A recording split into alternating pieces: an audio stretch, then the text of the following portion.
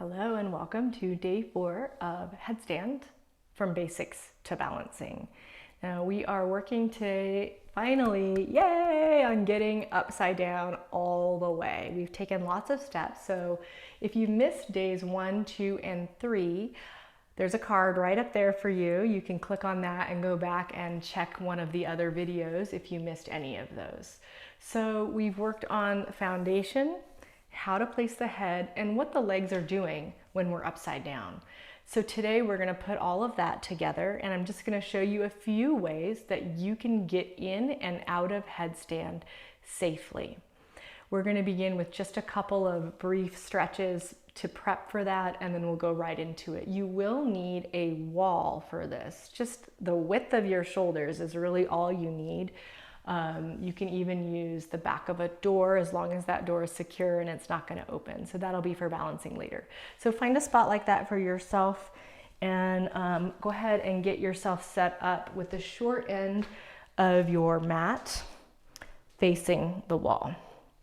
And we're going to begin standing, and I'm going to stand facing the wall, and we're going to stand with the feet in the classic Tadasana position, which is pretty much close together or touching depending on the inseams of your legs. So touch the inseams of your legs together and draw your hips back so that the ankles are above the heels, not forward over the toes. This is really important when we go upside down because a lot of times people end up in this banana shape, and we really want to have a plumb line of stability. So draw the hips back and push down into the soles of the feet. Squeeze the legs together, much like we did yesterday when we were lying down. Push the soles of the feet down into the ground and spread your toes. At the same time, open the gaze, lift the chin, look out, look just slightly down past the nose at an imaginary horizon line. I'm picturing the ocean today, and just see that beautiful horizontal line. Roll the shoulders back and turn the palms forward. When you inhale, open the arms wide like you're making a snow angel and take them all the way up overhead. When you exhale, you're going to interlace your fingers and draw them behind your skull. And unlike headstand shape, we're going to open the hands and flare the elbows wide and just push the head into the headrest of the hands, engaging slightly in the back of the neck. Then on the inhale, reach the arms overhead, releasing the clasp of hands. And then on the exhale, fold forward and touch the ground. Now, if you're used to doing Uttanasana with your feet apart, this might feel weird, or you might need to move them apart now and just readjust for yourself. Stretch the back of the legs. When you inhale, lengthen the spine and lift the chest and look forward, hands either on the floor or the shins for Ardha, or halfway lift in Uttanasana. Exhale and fold forward again.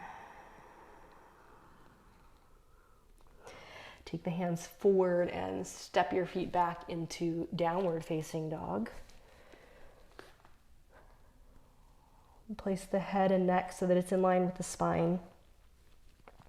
Keep the front of the throat slightly open and try to squeeze the upper back muscles to back bend a little deeper in the pose. Just look at your feet. See that they're parallel. The heels are kind of hidden behind the ankles when they are. Spread the toes, soften the eyes. Then drop your knees to the mat and slide your right knee forward into a pigeon shape. So it's going to come by the right wrist. You're going to move your left foot out to the side. And then instead of doing this like real square and active, like hips off the mat square, drop some weight over onto that right hip so it's asymmetrical. You can bend your left knee. This is a little bit more of a yin way to do it. And then release your elbow, if you can, all the way down to the ground. So see if you can rest your weight into that right hip and allow the hip to get some sensation of stretching. And if it's not receiving that stretch, you can start to roll your left hip down. So you're facing the floor a little bit more with your pelvis, the front of your pelvis.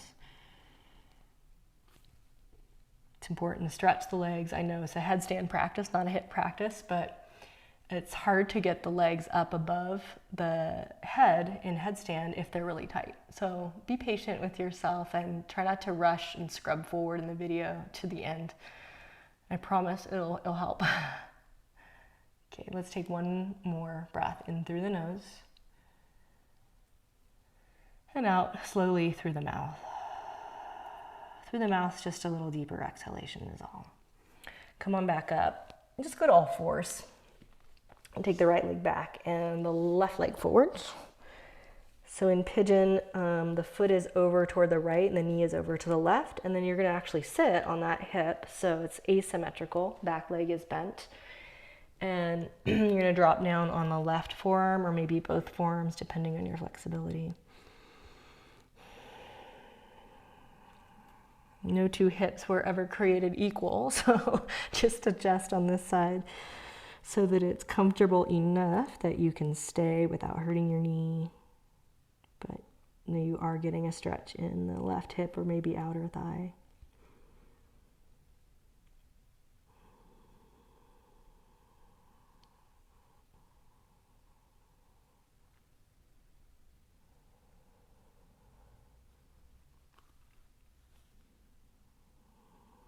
You can use this time to just be mindful, maybe listening to the sound of your breath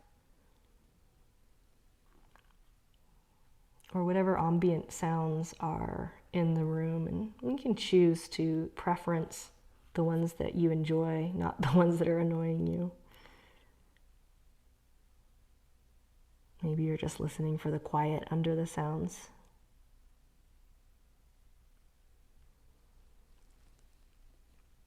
Full, slow breath through the nose. And this exhale out through the mouth. Sit on upright again and step back to dog pose.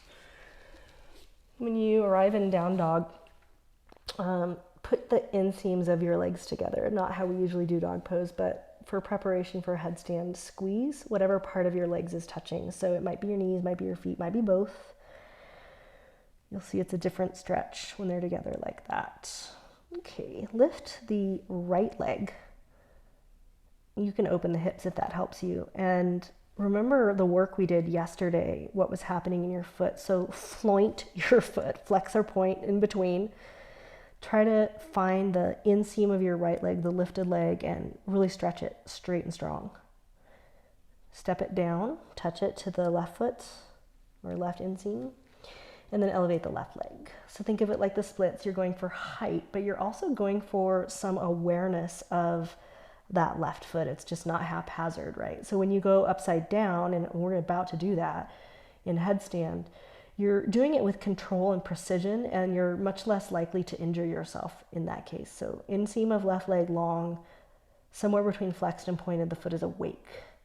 You drop that foot to the ground, drop your knees to the ground, and rest temporarily in child's pose.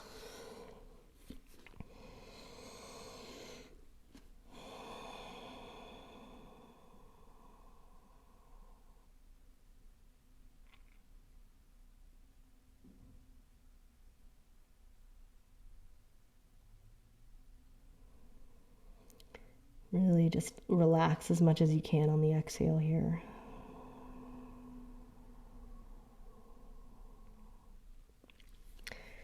When you feel ready to sit up, go ahead and do. Now, if you're on a hard surface like this is cork, so it's not too bad, but it's sometimes uncomfortable for that little point of the head. You know, when we practiced it before a couple days ago, we weren't really there for too long, but if you hold this longer, that might hurt. So what I like to do is to double my sticky mat. Some people prefer putting a blanket there, but I find it like kind of squishy and wobbly, so I don't like that. I have a really thick Manduka Pro mat, so one fold is enough for me, but if you have a thinner mat, you might want to kind of double fold that so you have more support without it being too squishy like a blanket. Then the work that we did in the foundation, we've done this several times now, that whole setup, it's going to go with the knuckles at the wall. So turn to the wall, drop the forearms down, They're elbow width apart, or shoulder width apart rather, at the elbows. Interlace to the webs of the fingers, little gap between the palms. Just walk that setup in so that the knuckles are pretty much touching the wall. Set the foundation with care, just using that support. Push down into the wrists, and then lift the knees. Now you already know the part of your head that you want to be on. We did that on day 2. So walk in and find that spot with your head. Step the feet closer, and then stretch one leg. You're probably not going to touch the wall with it, but the one that's on the floor, bend it and give a little hop.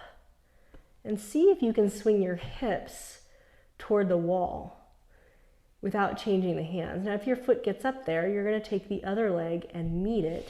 You're going to join your legs, squeeze the inseams together, and push flointed feet through the soles all the way up.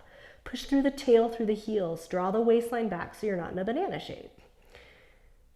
Now, when you're ready to come down, you're going to reach forward through one leg toward the ground, and the foot that's on the wall, leave it there as long as you can. Glue it to the wall. Go slow, slow, slow, slow, slow. Push the wrist down. Lengthen the neck until that top leg leaves the wall. Head hasn't changed, and you're just coming back towards child's pose, and you're going to rest there for a moment. We're going to visit that upside down position again in a moment, but for now, just rest. I said this previously in the series of videos. It's good to go incrementally. You don't want to do like 5 minutes on day 1 if you're new to headstand.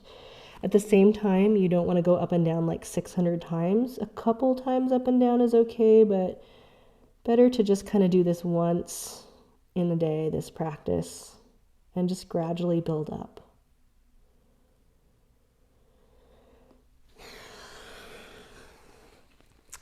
Okay, start to make your way back upright again, and I'm just having you sit up so that you can watch quickly. What we did the first time was one leg kind of like splits. Now, if you're more flexible in the legs, that's usually not too hard for you, but if you have tighter legs, I'm going to show you a different way to go up, and you might just want to watch this one first, and I'll kind of compare the two while you're watching. So interlace, hands at the wall, elbows apart, head comes down, hands don't change, you walk in. Now, if you're tighter in your legs, instead of going up one leg at a time, you got to be real stable in your hands and your head, but you can begin to bunny hop both feet and butt to the wall, which just hit the wall was my mic pack. So notice how the head's not moving at all. Once you've gotten to the wall, then you would straighten your legs and put the heels up. Okay. Now, if you're going for the one leg at a time, I'll just show that one again. One foot stays down, doesn't matter which one goes up, it goes high, high, high. You really stretch that leg. The bottom leg gives a little hop. As the bottom leg hops, the top leg stretches. And then the bottom leg joins the top leg. When you get there, squeeze the legs together, push the forearms and head down, and reach through the feet. Now, when you come down, you're just reversing the way you got up. You just go really slow. So if it's both legs same time, go slow, go slow, go slow until you can find the ground. And whenever you come out, you want to rest. Do not sit straight up. You want to rest with your head down for at least as long as you were upside down, maybe even longer. That way you don't pass out. So you give that a go a couple of times, or maybe just one time. Pick one way that seems like it would work for you. Try it out. And, like I said, little by little, we don't want to hurt the neck and head, and we don't want to create too much bad juju with lots of up-down energy. And remember to just rest in something like child's pose. When you come out, you could do forward fold too.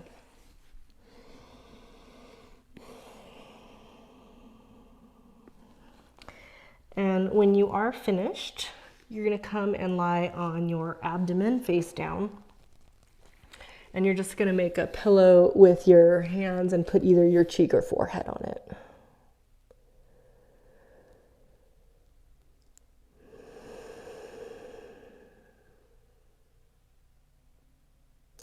This is our Shavasana for today. So sometimes forward lying is a sweet way to take it. It's a little bit different feeling than on your back.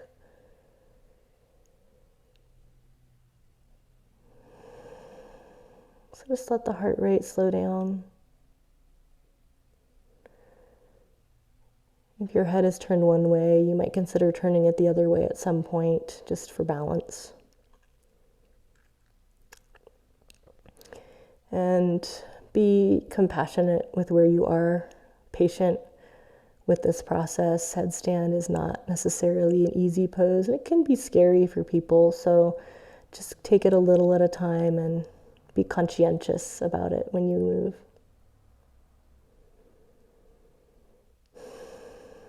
When you feel like you're rested enough, you can begin to push yourself all the way back up to sit. And tomorrow, we will be working on the balance aspect. So today was really more on getting up, and tomorrow I'll show you a couple of tips on how to refine what's going on when you're up there. So thank you so much for coming and practicing today and for taking care of yourself in the process. Thanks.